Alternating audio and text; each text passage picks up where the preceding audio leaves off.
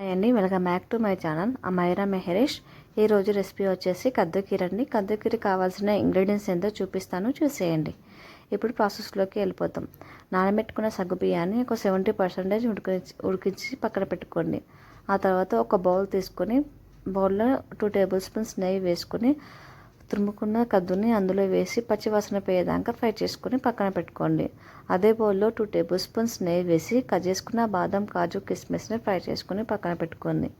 అదే బౌల్లో కాచి చల్లార్చిన పాలు పోసి ఫ్రై చేసుకున్న కద్దుని 70% ఉడికిన సగ్గు బియ్యాన్ని వేసేసి ఒక 10 మినిట్స్ పాటు లో ఫ్లేమ్లో కుక్ చేసుకోవాలి.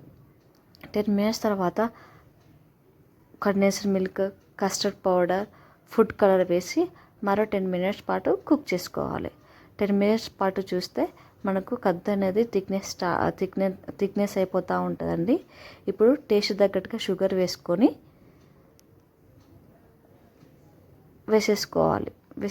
మరో 10 మినిట్స్ పాటు కుక్ చేసుకోవాలి. మరో 10 మినిట్స్ తర్వాత మనం ఫ్రై చేసుకున్న బాదం, కాజు, కిస్మిస్ వేసేసుకొని గ్యాస్ ఆఫ్ చేసుకోవడమే. అంతే అండి, ఈజీ కద్దుకీర అయితే